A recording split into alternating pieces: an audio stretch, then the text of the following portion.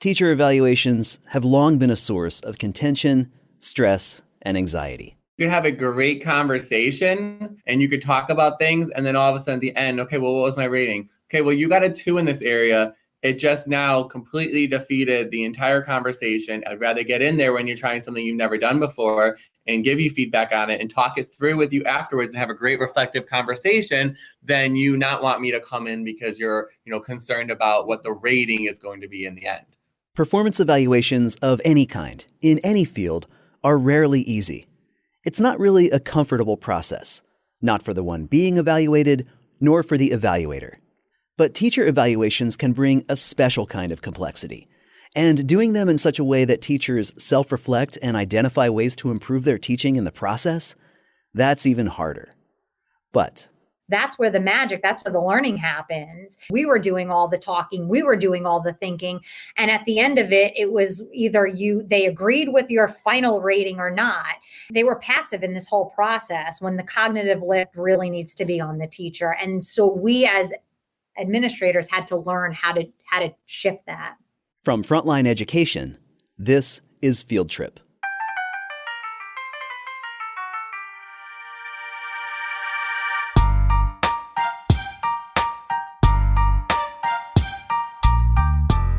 Today, we're at Newington Public Schools. Well, okay, we're talking over the internet with 2 people at Newington Public Schools in Connecticut, because they've actually been doing that thing that so many districts and policymakers talk about, making teacher evaluations about growth, not scores. My name is Kim Davis. I am the Director of Talent Management for Newington Public Schools. Kim has worked in Newington for 7 years. She oversaw the development of middle school academy programs for biomedicine and aerospace and engineering, big STEM initiatives, career technical education programs, instructional technology, and she worked closely with curriculum and instruction. Now she's in the human resources area. She does a lot of hiring and supports professional learning and mentorship for new teachers. She also oversees their evaluation program and chairs their professional development and evaluation committee called PDEC. It's made up of teachers, union leaders and representatives, and administrators. I mention this committee because it's important to today's conversation. They're doing some groundbreaking work with teacher evaluations and professional learning.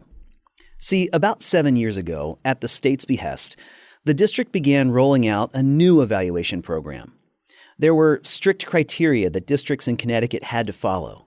And at first, it didn't go the way they wanted. When we originally rolled this out in our school district, it was more about the process and less about the why and the purpose and the importance of moving to this evaluation. So the problem was that there wasn't a lot of buy-in in our school district. They thought it was something that was being done to them, which I can understand why.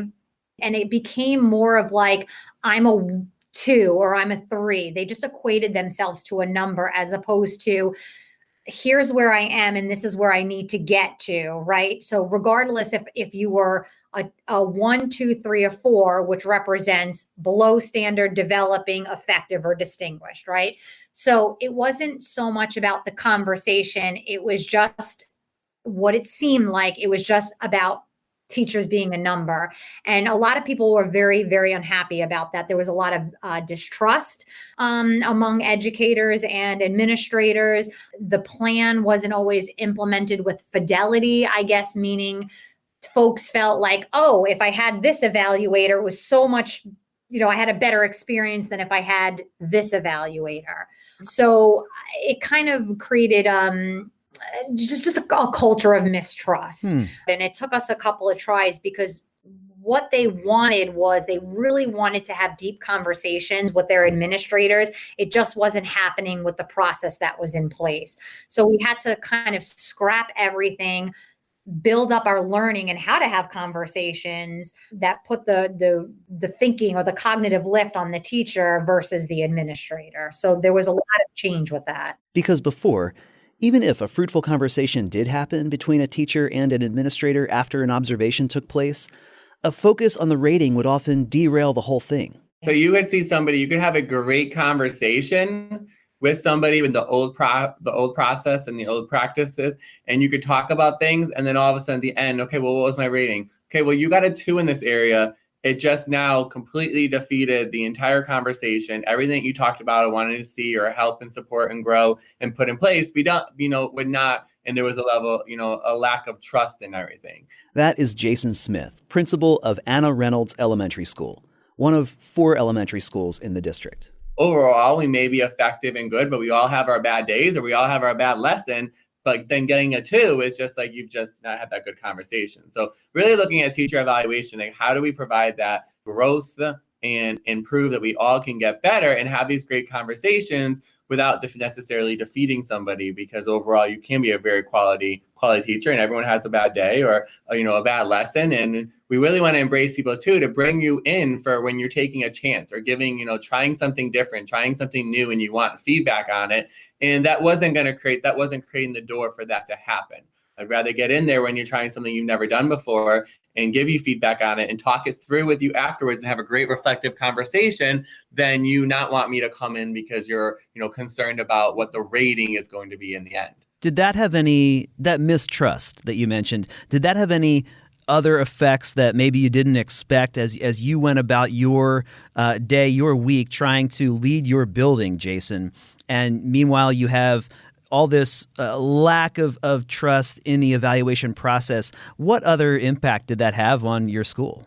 You saw our morale data with the new teacher evaluation when things immediately rolled out, just really across the district or in the school kind of took a toll and, sank in a lot of the schools. So it really did have that impact. And there was, like Kim has spoken to, there was a divide in many of the schools or many of the places, and not necessarily that level of trust or wanting to come and, concerned over a rating, concerned over an overall evaluation. I also want to share, I think sometimes as an administrator, and I'll speak very specifically for myself, there was a lot of pressure for me that I felt as if I had to tell the teacher everything that they did right and everything that they did wrong. And I gave these recommendations and I felt like I was doing so much of the thinking.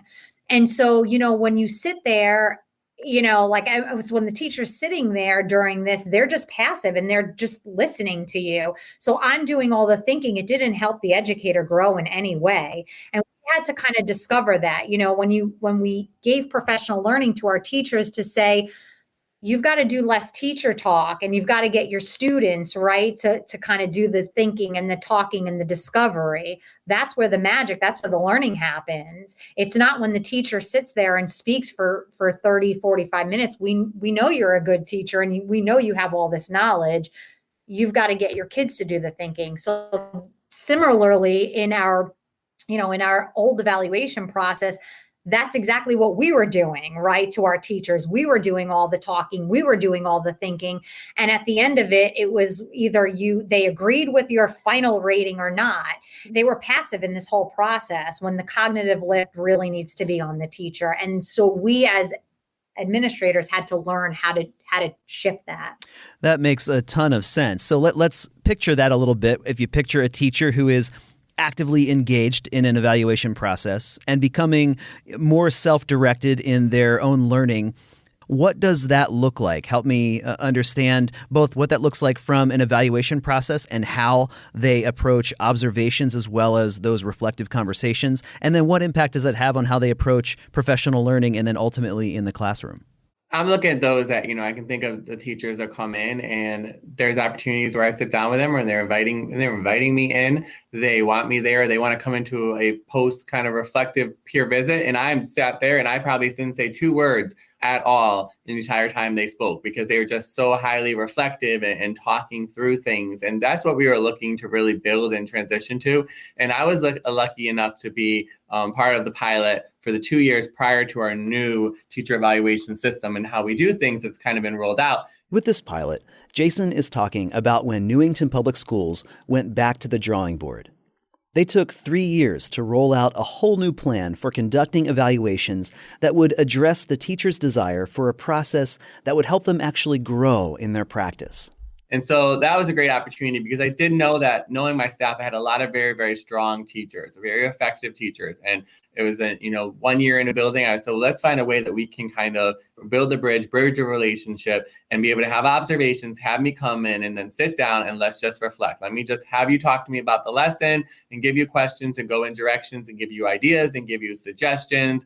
And then once we started doing that pilot and started seeing that, the thing that I love the most, and I never saw this with the old teacher evaluation system, was any ideas that we came about, or if I gave them 2 or 3 different strategies or 2 or 3 different pieces of research or different things that I pulled out, always giving them, multiple different points so they could really be to decide where they want to go with it, versus me telling you to do this or me telling you to do that. Then you're going in one direction, but really involving them. Okay, here's a couple of different things. What do you think might fit, and talking through things? And the best part about that piece when we switched to the pilot was teachers are coming back to me now and telling me about the things that they were trying in their classroom and the impact and the effect it had on student learning. And that was not happening with the old teacher evaluation, because when you got to some of those ideas and suggestions, if you went to a developing, there wasn't that piece. And now I'm actually seeing people with a growth mindset coming in, having conversation, being reflective, pulling out a couple different ideas, sharing them, and having them see and putting them into action, and following through. And that's that professional development. That's the piece that we really want to see from our teachers, and that growth piece. Give me an example. Would you, if you think about a teacher you recently spoke with, what did that actually look like in that individual conversation? We switched now this year even to a little format of how we coach through our conversations. And so I'm really looking for them to kind of summarize their learning, analyze their learning, taking some next steps with them where they're going to kind of construct some things. And so I'm walking them through what I observed and taking them through that process with these conversations that we're taking. And then how are we committing and getting them to that next step of what they want to do with it. And then we reflect on our conversation as that last stage in this process.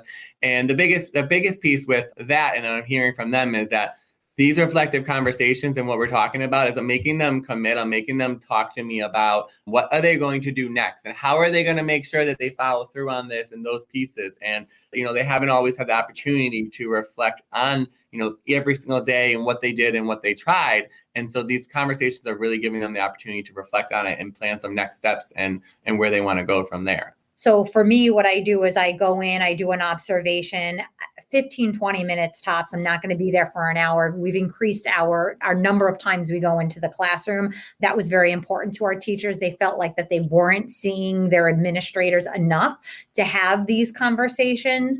So going into the classroom, 15, 20 minutes, providing observational evidence to that teacher within 24 hours, being very mindful of the evidence that I'm providing. So being very factual, being very objective, making sure I'm not using any judgmental language, saying, oh, kids were well behaved. Again, that's a judgment, right? Just being very specific in what I'm seeing, what I'm hearing. So after providing that evidence within 24 hours, having a reflecting conversation with a teacher within 3 days, and then sitting down to have that conversation, I kind of take it through a process. We've done a lot of work on learning focused supervision and being mindful of what you're always supposed to come in the coaching stance. And that looks like where you're opening, with inviting or questions that kind of promote inquiry and recall to begin with. So, as you think back, what are some things that you're recalling, whether they're, some challenges or some treasures that you're taking back, and kind of getting that teacher in the mindset. And then going into where you're kind of exploring, staying away from vague language. Sometimes a lot of teachers will say, oh, that went really well. Well, tell me, what does well mean to you? What are some things that you're looking for specifically? How do you know something was successful? And then maybe bringing the teacher to asking them when they're, what are some of the things that they are mindful of their own teaching, and where do they need to get? And then what are some strategies specifically, as you kind of consider some strategies, what do you think would be the best fit for this group? So again, getting the teacher to think about their own, their own teaching, thinking about the strengths of their students, what they can use to, to get kids motivated or to get them to be successful. And then I think also staying away from questions that are yes or no questions, keeping it open, and then concluding at the end of a conversation, concluding with, how has this conversation helped you? And what what is going to be your first priorities after this? You have described the before of what it looked like. You gave me a 2, you gave me a 3. You've described the after of what that looks like now as they're having reflective conversations and really thinking through practice as a result of what, you were able to see in the observation. How did you get from point A to point B? How do you get teachers to be actively engaged in this process? I mean, self-reflection is never a comfortable thing for anybody really to undergo. It's always a challenge. It always means you're sort of opening yourself up to critique, which doesn't usually feel good.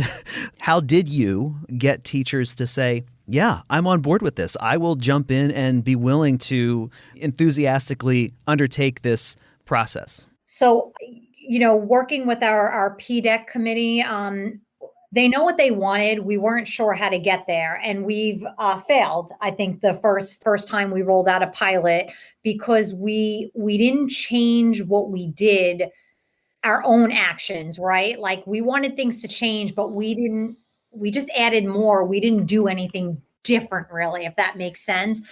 But the point of what I'm trying to tell you is that you have to educate yourself.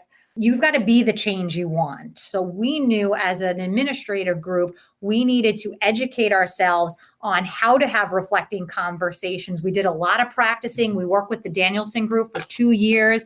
We brought in Thinking Collaborative for their cognitive coaching, and we tried it on ourselves. We did a lot of instructional rounds. We did a lot of just learning and trying and implementing until we felt comfortable. We're still learning, but we had to be the change. And like I said, we worked with many consultants from the Danielson group, and we started implementing. Again, we changed our pilot. We started implementing it small with a group of teachers. We got positive feedback. We did some surveys. We did some focus groups, figured out what was working, what wasn't working, and then we rolled it out. We were very intentional when we rolled it out. We talked about the purpose, the why are we doing this, and how it's going to look different, and also was very transparent and said, listen, we're also learning along with you, and you've got to understand, here's where we want to go and where we want to be. And I think teachers were receptive to that. Jason said that bringing teachers on board at the very beginning of the process, in the pilot stage, was crucial. As part of that PDEC committee, Professional Development and Evaluation Committee, teachers could provide feedback right away and help design the system. And that made a huge difference in selling it to the rest of the staff. The PDEC was very strategic on it. Came from, administrators co-presented with PDEC members when we rolled it out to the entire staff. So when I was presenting, across the district to a group of teachers from all different levels, I was presenting with a second grade teacher at my school who was taking very much a lead in the presentation. So it was not looking like this is coming from administration, but this is coming from PDEC. These are the people of your colleagues that have kind of helped to drive this change. As you began having those conversations and making those presentations, did you face initial pushback, or was that generally well received? It was very well received. In fact, it rolled out so well, and we heard nothing but good feedback, and we continue to have, to receive good feedback from teachers. So far it's been very well received. And to what do you attribute that to, that it was well received right off the bat? Was it simply because you provided that kind of information? Was it because you had people who had been in the pilot who then said, hey, I've been through this and it works, I'm excited about it? Trying to get buy-in is a difficult thing for many things, as you know. It's more of, as people are seeing conversations that they're having, there's not this, the ratings truly were, and I think a lot of places have seen it when that was not the purpose for those ratings when, Danielson and all of them came out with them, was to really be this rating and evaluating of a teacher in terms of, for that purpose and that process. And so that really has such a negative toll on people to really be able to see the conversations. I don't really know what it's like in the building, because one piece that will come up is like when you get to the mid-year. So teachers still do, by kind of law, in Connecticut, have to have a rating at the mid-year and the end of the year. So my teachers, there was some nervousness of what is that going to look like in past years where I haven't had ratings all year, and now I'm going to come into the mid-year and you're giving me a rating. I'm going to be nervous. So that's something that is going to come up, I'm sure, across the district for people being very nervous. And that was the one piece about being very nervous going into the mid-year. But we really emphasize that if something really is developing or needs to be improved, you've got to, as an administrator, talk and have that conversation. So that's not something that I will see that, this year really in my building, because 2/3, 3/4 of my staff were part of the pilot. So they're used to seeing not a rating come until the mid-year. And we know now the most in those frequent conversations. So they're not going to, expect that. But that's something that we have to really be mindful of. And I think that's going to create some nervousness for some staff, and administrators just have to be very mindful when we get to that mid-year. If you're giving ratings that are not 3s and 4s, effective or distinguished, then you better have that conversation with teachers ahead of time, and that they know that they're getting a 2, because, that's something that just would be very, very mindful, because you still have to give those ratings at mid-years and end of the year. Yeah. So as Jason was saying, when I was talking about criteria from our state in terms of the evaluation system, we are required to give people a number. I've got to report numbers to the state at the end of the year. So when we do observations, we did remove the rating because it was a distraction, and it didn't kind of move the conversation or having teachers to be reflecting. The other thing that we noticed is, as an administrator, we knew that teacher rubric like the back of our hand. We lived in that rubric because we had to give ratings based on the indicators within the Danielson rubric. And our staff was not very well versed in what that rubric incorporated. So one of the things when we were rolling this out is that we were very intentional about going over that rubric again and pulling out words that really resonated within the rubric, right? So looking specifically down the levels in terms of, in below, what are some words that are sticking out? None, never, unsafe, moving over to developing, general, inconsistent, words like that, right? That teachers can kind of get to understand what is the essence of that level of performance, so that when you get to a mid-year, you can start using words like, to what degree does the teacher blank? To what extent is the teacher blank? So you can start incorporating that conversations to say, are you, whole group instruction versus individual instruction? Where are you on that level of performance? And I think, again, changing the way we approach conversations has been just key in this whole evaluation process. You've mentioned the reflective conversations being sort of the key to all of this. How do the conversations you have around evaluations now look different from before? How did you restructure those conversations? And how do they contrast with before, when you were just giving a rating? When a teacher walks in and sits down with you and you say, okay, well, let's take a look at the observation and the notes, the evidence you collected. What are the kinds of questions you're asking, the kinds of observations you're providing to help them start generating that kind of reflection? One of the pieces that these conversations with our old teacher evaluation weren't necessarily happening often, because if you had an informal observation, which most teachers had, and you didn't have frequent formals, you weren't required to have a post-conversation. So prior to that, you would get just your ratings emailed to you within 5 days with the summaries, recommendations, and different things, and never the conversation, never really talking about things. You were required to have one.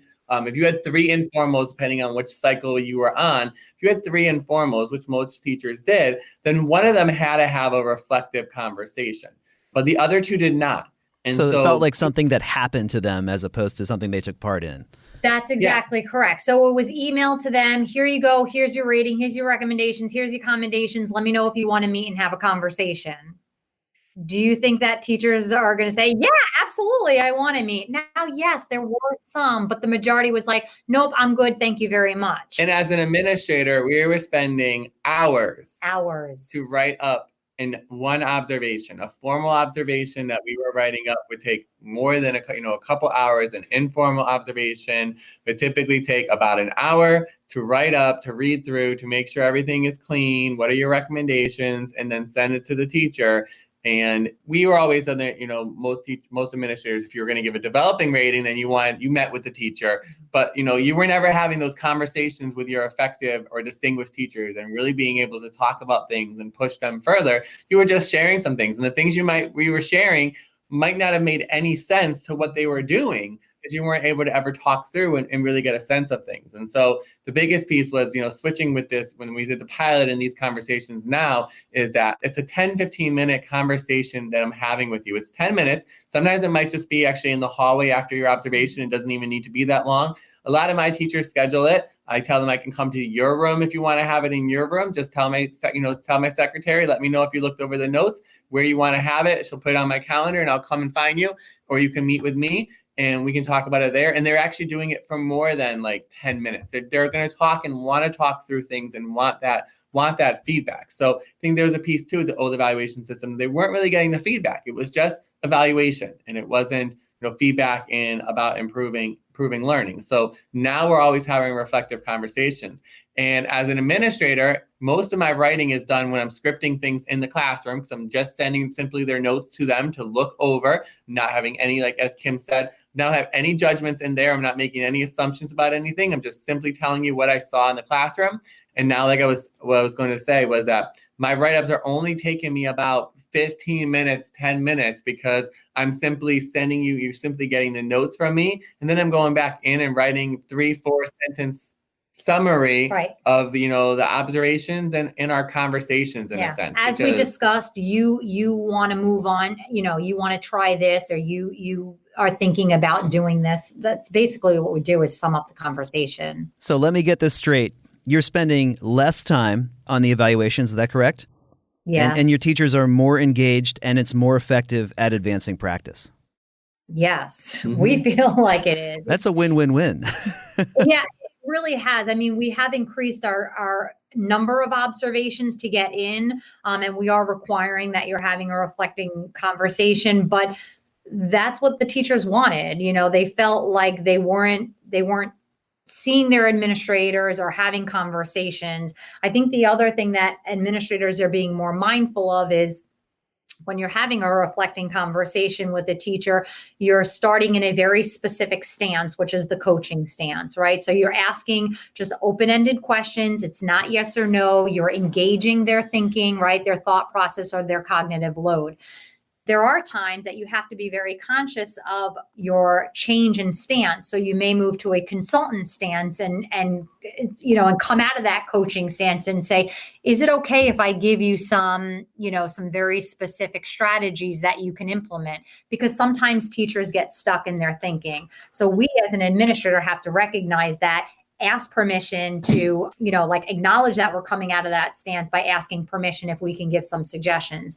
The other thing that, that there's opportunities is for a collaborative stance, right? So where, again, you're not saying, let me give you all the strategies. What are some ways that we could think of, or some strategies that we can brainstorm together? So we're doing it, we're coming up with things together. We're on equal plane. I'm not your administrator at this point. I'm your colleague. So we're coming up with things together. Or as Jason had mentioned, there are some teachers that might be struggling. And now I've got to switch a stance and be my calibrating stance and really say, well, if you take a look at this rubric right here, you are providing an unsafe environment for kids. And you've got to be very direct and let teachers know where they are, especially those that are struggling. So being able to recognize, where you are, which stance you are in that process, I think has been really helpful too. Can you tell me some of those stories that stories of teachers that you've seen this really make a difference for? What kinds of feedback have you heard from them? I think people are more open. One thing I've done is, even in this process and we learning these conversations, I've been very open with my teachers, that they know that I'm out for a number of days for cognitive coaching when we were doing our reflective conversations previously and learning this. And I'll be right with them and say, I have this here. I'm trying to talk through a new process. These are some things I'm working on. And just really being open to they're able to see that I'm learning these things. I'm learning to kind of have these conversations. I found it very strategic too to, just share with teachers some of the things that I'm working on, because that makes the conversation, them understand the things that I'm purposefully doing in a conversation. So for example, the conversations I kind of lead in with, I'm going to be paraphrasing or kind of sharing back some of the things that you say, because I got feedback, like the conversation didn't necessarily feel natural. So, okay, I'm working on that, but I'm actually paraphrasing because that shows me that lets you know, did I hear what you were saying? And, or did I misunderstand something that you were saying? So I make sure to really paraphrase, and then you give me the okay. Or I'm very strategically going to pause, because I had a teacher too, when I was waiting for them and they finished talking, and I waited kind of 2 seconds before I jumped in, and they were like, okay, was that like what you were looking for, or was that enough? And I was like, oh no, I was purposefully pausing to make sure that you were done with your thinking and everything before I kind of moved on. So I've learned that as I'm doing different things in these conversations, just being upfront and honest with my teachers and sharing with them, and letting them know that the different things, the different ways I'm kind of leading this conversation, and letting them know that this conversation is really for them to talk, and I'm going to kind of lead their thinking through a little bit of a process. I will also share that a lot of administrators have called me in my office just to tell me how great a conversation went, and some feedback that they're getting from teachers, which that has never happened before.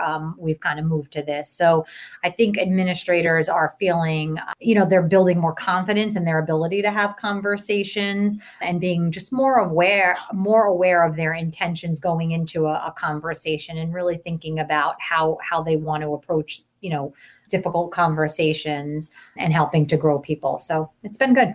Jason told the story of a veteran teacher, very well respected within the district, had been Teacher of the Year at Newington, and one day he sat in on her classroom for an observation. I went in and observed a lesson that was just kind of did not go well. And she walked into the post-reflective conversation, and it was probably one of the best reflective conversations that she had, because she came in and she goes, man, that lesson was horrible. And like every single thing that she was trying that just did not work, what this and that, and what she would do differently, and why she did it that way, and what she, was able to talk about the different things that had happened with students the year before when they did it, and how, part of it or a different concept, but it was a new program. And so she was really trying to do it with, some fidelity and stick to how it was being introduced. And it completely bombed. And so this is a veteran teacher who's been a Teacher of the Year, who is going to, at the end of the year, be effective or exemplary on her rating. And then we have this great conversation about all the different things that she's going to do. And I'm going to now turn around and say, okay, and I'm going to give you a 2 in this area, and this area, and this area. That's kind of like going to, defeat the whole purpose. So right. We were stuck living within the framework that was kind of created and laid out for us. And really being able to, that was a teacher in the pilot, in the reflective conversation. And like I said, it was a great reflective conversation. It was one of the most reflective ones. And just letting someone, talk through the different things and asking for feedback, and never feeling threatening because of a number. Do you feel like teachers are more likely to take risks and try new things under this new system than they had been previously? Yes, it became, again, I cannot stress this enough. It became more about the rating and less about the teaching and the growing, right? So yeah, I think teachers were afraid to take risks, because then, to Jason's point specifically, this teacher was trying something and it bombed, but she was able to be reflective, work through what it was she needed to change without the fear of, oh gosh, I'm a developing teacher. No, you're not developing. It was a developing lesson. It didn't go well, but let's talk about how to, get back on track, or to be, what were the elements that wasn't successful, and what do you need to do now to change that? And there was no conversation or worry about it being developing. They talked about what happened, and that was it. So we were talking just about teaching and learning. Yeah. One question I often like to ask is whether there's anything I haven't asked yet that my guest is dying to answer, or is there something important to highlight that we haven't yet touched on? And Kim said yes, and that is something called a peer reflective visit. And that was kind of modeled after something that I read in a book called Better, Not Bitter, which was sort of my motto for a couple of years as we were going through this evaluation process.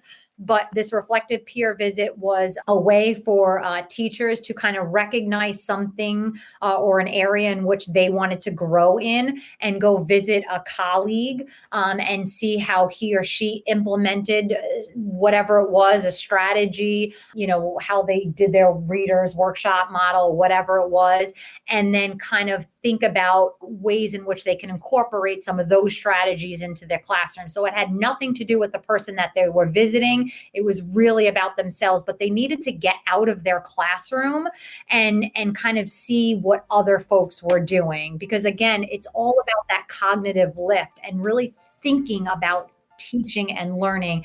And sometimes you can't do that if you're stuck in your own head, right? Or your own world. You really got to see it in action.